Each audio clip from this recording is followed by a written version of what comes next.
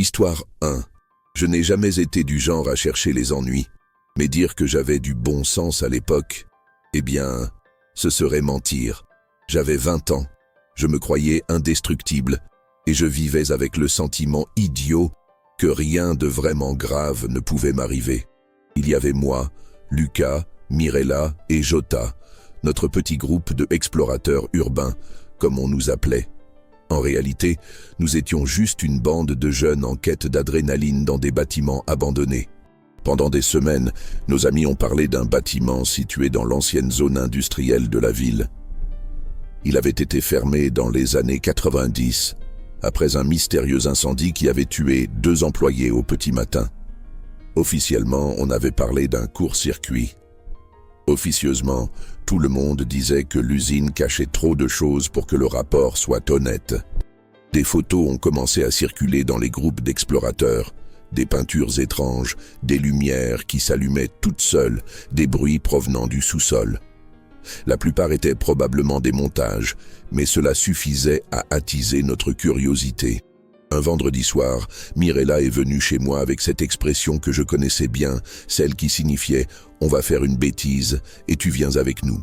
Elle a jeté son sac à dos sur le canapé et m'a dit, tout excité, « le bâtiment a rouvert. Ils ont enlevé la clôture. On y va ?» J'ai vraiment essayé de refuser. Mais 2 minutes plus tard, j'étais déjà en train de prendre la lampe torche la plus puissante que j'avais, ainsi que 2 piles de rechange. Nous avons retrouvé Lucas et Jota près du viaduc, et de là, nous avons marché jusqu'à la zone industrielle. Le bâtiment était immense, beaucoup plus grand que sur les photos. Les vitres étaient toutes cassées, et les murs couverts de graffitis, mais la structure imposait encore son existence, presque comme si elle respirait. En nous approchant, j'ai remarqué quelque chose d'étrange. Il y avait des traces de pas récentes dans la poussière accumulée près de la porte latérale. Ce n'étaient pas les nôtres, et elles ne semblaient vraiment pas anciennes. Jota a été le premier à remarquer que la porte était ouverte, mais pas forcée, simplement déverrouillée. Cela aurait dû être un énorme signal d'alarme, mais pas pour 4 imbéciles de 20 ans. Nous sommes entrés. L'odeur des choses oubliées, rouille, moisissure, bois humide, nous a immédiatement envahis. Mirella a allumé sa lampe torche, qui faisait passer la mienne pour une bougie, et a éclairé le couloir principal. Ce que nous avons vu m'a donné des frissons dans le dos.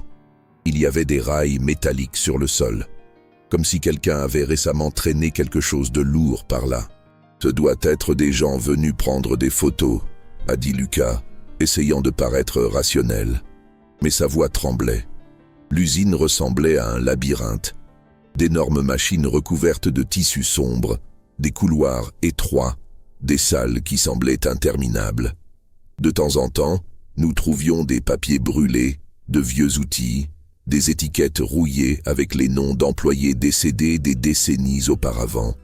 Tout cela aurait été le décor typique d'une exploitation abandonnée, s'il n'y avait pas eu les objets nouveaux. Le premier était une corde suspendue au plafond, qui se balançait légèrement, comme si quelqu'un venait de la toucher quelques instants auparavant. Le deuxième était un petit feu de camp improvisé sur le sol, encore tiède. Le troisième était le bruit, ce bruit que je ne parviens toujours pas à décrire parfaitement. C'était comme si quelqu'un grattait une plaque de métal avec quelque chose de pointu, lentement, méthodiquement, comme s'il voulait être entendu. « Ça doit être un chat », murmura Mirella. Je n'ai rien dit. Je ne pouvais pas. J'avais la bouche sèche. Nous sommes descendus à l'étage inférieur. Le sous-sol de l'usine était célèbre parmi les explorateurs. On l'appelait « le trou ».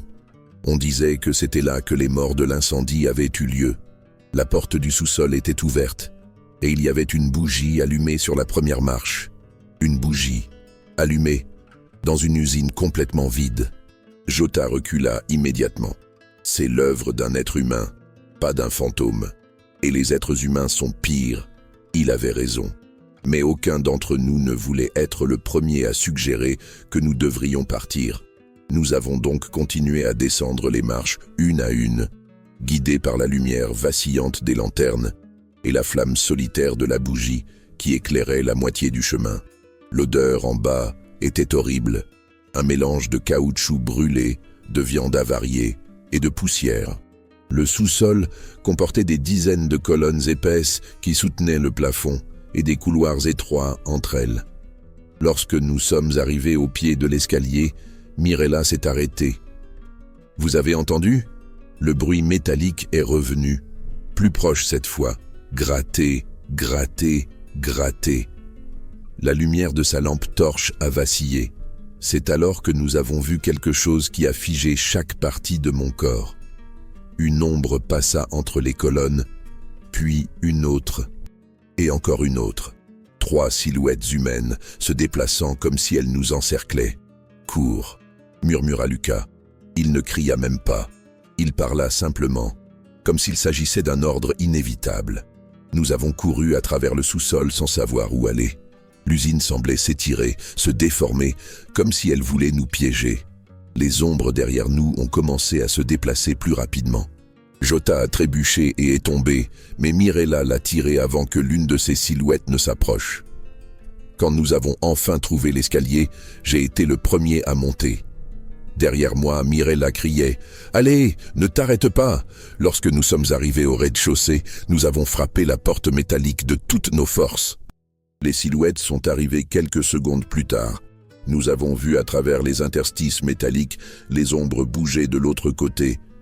Mais étrangement, elles n'ont pas essayé d'ouvrir la porte. C'était comme si elles savaient que le moment idéal pour nous attraper était passé. Nous avons quitté l'usine sans nous retourner et nous n'avons arrêté de courir qu'une fois arrivés à l'avenue principale. Personne n'a rien dit, ni sur le chemin du retour, ni le lendemain. Je ne suis jamais retourné dans la zone industrielle, mais parfois, je rêve encore de ce bruit. Gratter, gratter, gratter. Et je me réveille toujours avec l'impression que quelqu'un se tient devant la porte de ma chambre et m'observe. Histoire 2.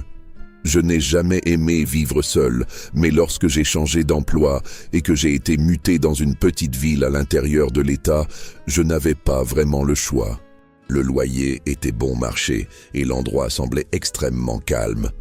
Le genre de calme qui, au bout d'un certain temps, commence à vous rendre méfiant. La maison que j'ai louée se trouvait au bout d'un chemin de terre, littéralement la dernière construction avant une forêt infinie. Elle était petite, froide la nuit, humide en hiver et bruyante quand il y avait du vent. Mais c'était tout ce que je pouvais me permettre. Alors je me suis convaincu qu'elle était rustique plutôt qu'effrayante. Le problème a commencé au cours de mon 3e mois là-bas. Un jeudi soir, je suis rentré chez moi vers 22h, fatigué, énervé par le travail et voulant juste manger quelque chose rapidement. J'ai commandé à manger dans un restaurant près de l'autoroute, le seul qui livrait dans ce quartier. Une vingtaine de minutes plus tard, j'ai entendu frapper à la porte. J'ai tout de suite trouvé cela étrange, car le livreur m'envoyait toujours un message avant d'arriver, car il n'aimait pas frapper à cette heure-là. J'ai regardé par le Judas.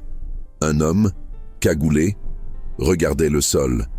Il ne tenait aucun sac. Je n'ai pas ouvert. J'ai juste demandé « Qui est là ?» Il n'a pas répondu.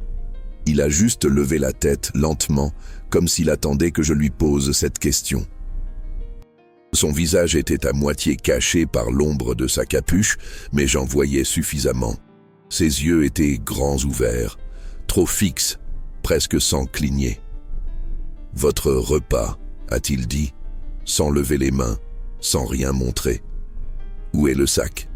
Il a mis quelques secondes à répondre. « Dans la voiture. » Puis il a esquissé un petit sourire en coin. « Avant, je dois vérifier. » Cette phrase a résonné dans ma tête. « Je dois vérifier. » C'est là que j'ai compris, cet homme n'était pas le livreur. C'était quelqu'un qui était venu là uniquement pour me tromper.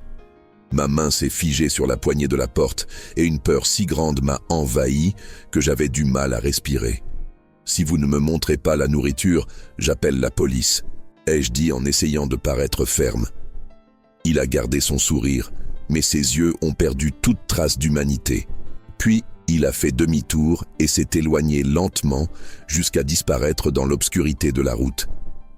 J'ai tout verrouillé, fermé les fenêtres, éteint les lumières. J'ai attendu de longues minutes avant d'appeler le restaurant. La jeune femme qui a répondu m'a dit que ma commande n'avait même pas encore été emballée. En d'autres termes, le type était arrivé avant même que la livraison n'ait été effectuée. Il se passait quelque chose de très grave. J'ai appelé la police et leur ai expliqué ce qui s'était passé. L'agent m'a dit qu'ils allaient envoyer une patrouille, mais que c'était probablement juste un habitant ivre qui se trompait de maison. Je savais que ce n'était pas le cas. Quand le vrai livreur est arrivé, une demi-heure plus tard, je n'ai ouvert la porte qu'après avoir vérifié que la plaque d'immatriculation de sa voiture correspondait à celle du restaurant. Il m'a également dit qu'il n'avait jamais vu personne se promener dans le quartier à cette heure-là. J'ai essayé de dormir après, mais je n'ai pas réussi. À 2 heures du matin, j'ai entendu un bruit provenant de l'arrière de la maison. Un léger grattement métallique, comme si quelqu'un passait une lame dans la serrure. J'ai eu un frisson dans le dos.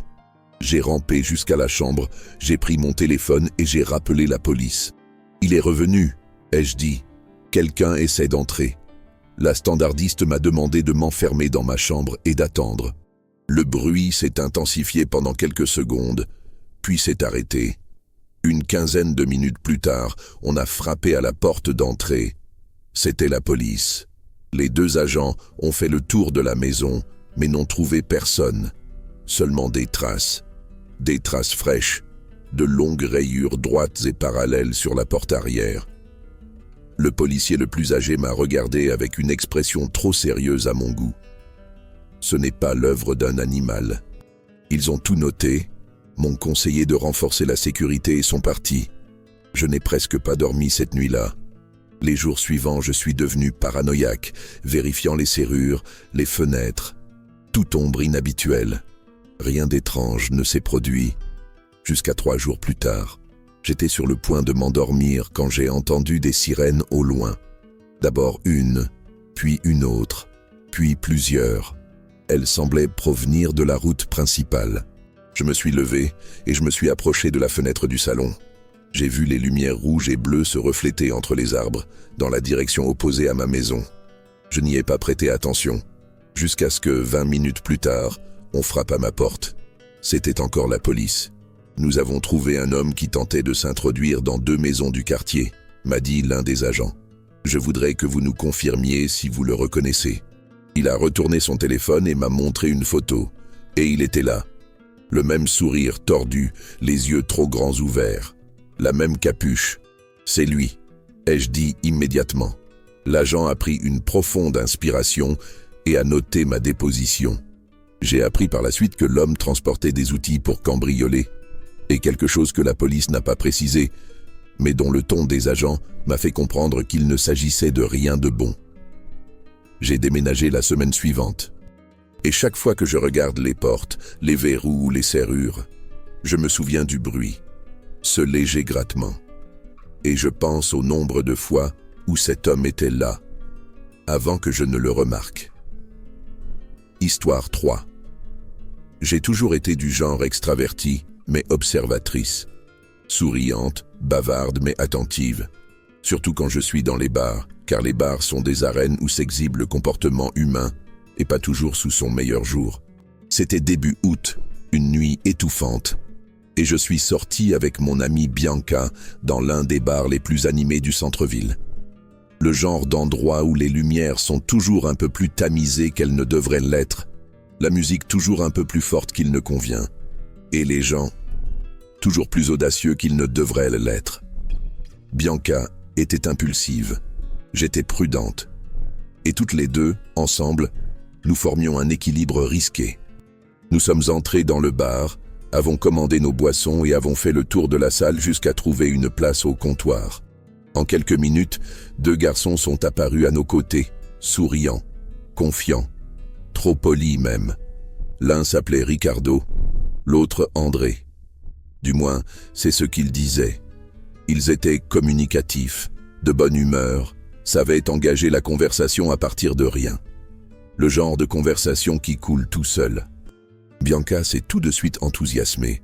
Elle s'enthousiasmait toujours rapidement et a commencé à discuter avec André comme s'ils étaient de vieux amis. Je suis resté avec Ricardo, même si mon intuition me lançait un faible signal d'alarme, presque imperceptible. Rien de très concret, juste cette sensation que quelqu'un joue un rôle. Au bout d'une vingtaine de minutes, Bianca a suggéré d'aller aux toilettes. Ricardo a dit qu'il irait chercher une autre tournée de boissons pendant ce temps. Dans les toilettes, Bianca riait, enthousiaste d'une manière un peu exagérée. « Je pense que je vais partir avec lui », a-t-elle dit en retouchant son rouge à lèvres. « Il est adorable. Il a quelque chose, je ne sais pas, il semble différent. » J'ai haussé les sourcils. « Différent en bien ou en mal ?»« En bien », a-t-elle répondu en riant. « Pourquoi faut-il toujours que tu sois si méfiante ?» Ce fut le premier coup de poignard dans mon estomac. Bianca était tout sauf naïve. La voir défendre un type qu'elle avait rencontré moins d'une demi-heure auparavant, ce n'était pas normal.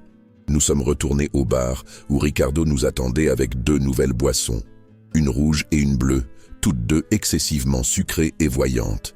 J'ai souri et, avec le même air innocent que j'avais développé au fil des ans, j'ai dit « Waouh, ces boissons sont très stylées. Laquelle est laquelle ?» Ricardo a ri et a commencé à expliquer les différences, mais pendant qu'il parlait, j'ai remarqué un détail infime, mais suffisant. 2 verres transpiraient différemment, 2 contenaient de vrais glaçons, 2 n'en avaient pas, les nôtres n'en avaient pas. Un détail presque invisible, sauf quand on y prête attention. Quand il a fini de parler, j'ai levé le verre rouge et j'ai dit « Mais honnêtement, celui-ci ressemble plus à un verre pour homme que pour femme. Si quelqu'un nous voit avec ça à la main, il va penser que nous sommes les machos de la table. » Ils ont tous les 2 ri un peu gênés. J'ai poussé le verre rouge vers Ricardo et j'ai pris le bleu, comme pour plaisanter. Bianca a fait de même. Si les garçons étaient gênés, ils l'ont bien caché. Nous avons trinqué, ils ont bu. Et là, tout a changé en l'espace de 15 minutes. D'abord, ils sont devenus plus silencieux, puis plus dispersés.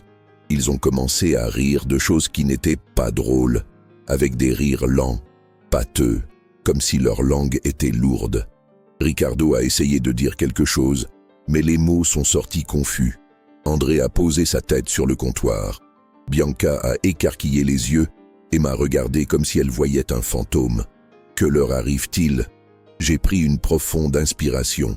Bianca, ai-je murmuré. Ils ont essayé de nous droguer. Elle a porté la main à sa bouche sous le choc. Peu après, ils se sont évanouis. Littéralement évanouis. Mous, sans réaction, ils sont presque tombés de leur chaise si Bianca et moi ne les avions pas retenus. Le bar était plein. Personne ne leur prêtait particulièrement attention. J'aurais pu appeler la police sur place, mais je devais partir de là. Nous devions partir. Bianca tremblait. Moi aussi. Nous avons pris nos affaires et sommes partis aussi vite que possible. Sur le chemin vers le parking, Bianca répétait « Mon Dieu, mon Dieu, mon Dieu, et si nous avions bu ?» On ne boit rien que le gars nous apporte sans le voir, Bianca. Jamais. Nous sommes arrivés à la voiture et nous allions monter quand nous avons entendu des pas rapides derrière nous. Instinctivement, nous nous sommes retournés en même temps. Et ils étaient là, Ricardo et André, titubés, pâles, les yeux rouges, le regard vague. Il était impossible qu'ils soient arrivés avant nous. Il était impossible qu'ils aient même marché. Bianca m'a attrapé le bras. Ils n'étaient pas ivres morts. Comment? Je n'avais pas de réponse. Seulement une peur qui dépassait toute logique. Ricardo s'est approché le premier. Sa voix était traînante mais trop claire. Vous n'auriez pas dû partir. Cela suffisait. Nous sommes montés dans la voiture, avons verrouillé les portes et Bianca a démarré en faisant crisser les pneus sur l'asphalte. J'ai regardé dans le rétroviseur et je les ai vus tous les 2, immobiles au milieu du parking, en train de nous observer. Sans bouger, sans cligner des yeux, sans paraître humains pendant quelques secondes. Nous sommes rentrés à la maison dans un silence complet. Aucun de nous n'a dormi cette nuit-là. Ni